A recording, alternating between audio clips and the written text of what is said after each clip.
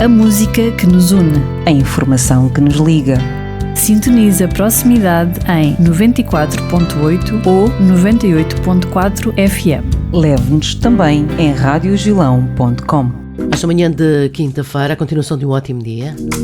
Sempre muito bom contar consigo e desse lado. É o dia da semana em que temos Despertares, o apontamento semanal com a terapeuta ocupacional Adriana Saraiva. Bem-vinda, Adriana. Obrigada, Ana. Mais uma quinta-feira para que nos possamos atualizar, conversar um bocadinho neste fevereiro, não é? Verdade. É verdade. Enfim, neste dia especial que celebramos. É verdade, um dia Mundial. Com um tema muito interessante. É. Então vamos dizer lá para casa, para quem não sabe, que hoje se celebra qualquer coisa como o Dia Mundial da Justiça Social. Dirão alguns, onde é que ela anda? Que tema tão atual, não é? É. Sempre, mas... Lembrando que a data foi criada em 2007 pela Assembleia Geral das Nações Unidas. 2007 a 2025. Que passos foram dados? Verdade. E numa época em que temos uma verdadeira batalha campal a nível mundial entre países mais ricos e países menos ricos do ponto de vista material, mas se calhar mais ricos em recursos e em património humano.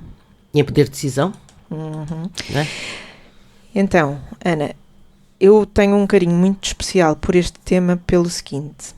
Aqui há uns anos conheci um especialista em saúde pública e que foi pela primeira vez que eu comecei a perceber a relação entre as condições sociais das famílias e das crianças e a implicação que isso tinha nas circunstâncias de vida e no estado de saúde das pessoas, em particular no estado de saúde mental.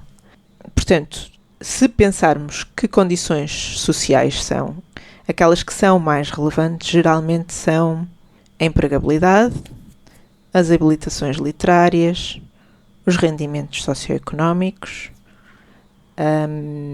a igualdade de género ou a desigualdade de género, depende da perspectiva. Estas são, se calhar, das principais. A igualdade de género, eu ia pegar por aqui porque ainda hoje via uma notícia que referia qualquer coisa deste género, que era, mesmo com mais habilitações literárias, a probabilidade de um elemento do género feminino enverdar por uma situação de pobreza era superior à de um indivíduo masculino, ainda que este tivesse menor escolaridade. E, na verdade, eu não consigo deixar de fazer um paralelismo entre isto e aquilo que observo um pouco, infelizmente, na nossa região. Invariavelmente nós recebemos em consulta famílias que são nucleares, outras reconstruídas, outras famílias alargadas, mas que invariavelmente existe uma grande discrepância de habilitações dentro do casal. Geralmente mulheres com mais habilitações e homens, companheiros, com menores habilitações. No entanto, por conta de outras circunstâncias de vida, as separações, os filhos, a carga que se soma na situação da mulher entre as responsabilidades parentais, que geralmente são muito mais pesadas no lado da mulher, juntamente com a gestão doméstica e o trabalho fora de casa, faz com que fiquem logo à partida numa grande desvantagem em termos de progressão de carreira. Não é? Claro que sim. E eu conversava um destes dias com uma pessoa que conheci recentemente, uma migrante, uma pessoa que veio da Venezuela viver para o nosso país. É uma pessoa, é uma jovem de 30 e poucos anos, literada, com um curso superior, ela e o companheiro. No entanto, ela começou a trabalhar juntamente com o companheiro cá em Portugal numa empresa de construção e diz que nunca sentiu tamanha discriminação e machismo perante a constatação que algumas pessoas faziam de que ela estava a trabalhar na empresa de construção do marido, porque achavam que aquele não era um lugar de mulher. Ainda nestes dias. Sendo que a formação de base dela é engenharia, e ela fez a área de engenharia precisamente porque o pai achava que não era uma área para mulheres. E ela fez-lhe mostrar que afinal era. E isto veio até na sequência de uma conversa que estávamos a ter sobre a desigualdade de género em diferentes zonas do planeta, sendo que nos países da América Latina a emancipação feminina e a igualdade de género tem muito mais tempo de vida do que existe cá em Portugal. E, portanto, quando ela chegou cá, foi um choque bastante considerável, a pontos dela querer desistir de estar cá e querer regressar para o seu país, porque não conseguia conceber que as pessoas a desvalorizassem pura e simplesmente pela questão de género. De género, exatamente, sim. Passando para outra facção das questões da justiça social, estamos naquela época de pujança tecnológica, não é?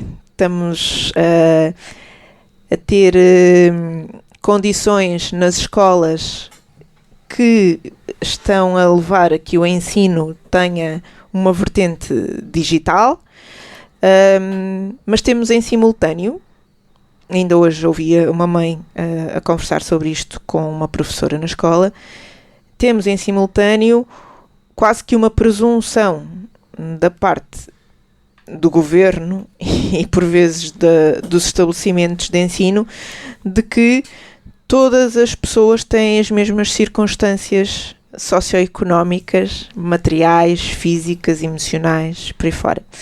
O que não é de todo verdade, não é? Pelo contrário, está a aumentar o fosso entre as pessoas com mais possibilidades e as pessoas com risco de pobreza. O Algarve é das regiões com maior índice de risco de pobreza infantil e, não obstante, continuamos a ter trabalhos a serem pedidos para serem feitos em formato digital, com acesso a um computador ou um telemóvel.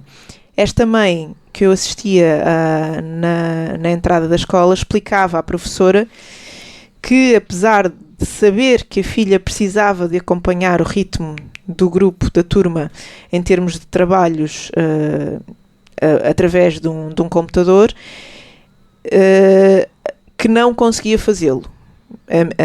A miúda não tinha acesso a um computador, não tinha um computador para poder trabalhar, e a professora dizia-lhe que as aulas de TIC, portanto de educação, de tecnologias de informação e comunicação, que é a sigla, que não eram suficientes para ela depois ficar apta para poder fazer no futuro os testes, as provas que este ano passaram a ter caráter obrigatório e com recurso a formato digital. E, portanto, aqui está outro exemplo em como a justiça social não está a ser uma preocupação, porque estamos a deixar ficar para trás crianças que têm menos recursos materiais, não têm um acompanhamento ajustado. Provavelmente, se estivermos a falar de famílias de uma geração mais avançada, estivermos a falar de famílias que para além da questão das tecnologias podem não ter um nível de literacia que lhes permita ter acesso e manusear e dominar as diferentes plataformas que hoje em dia estão a ser pedidas para que as crianças acedam para fazer trabalhos em casa, fora da escola, seja a plataforma Classroom, seja os outros suportes como a escola virtual, por aí fora, não é? E, portanto, e já para não falar em crianças com necessidades educativas especiais, que para além destas questões ainda têm uma condição clínica associada.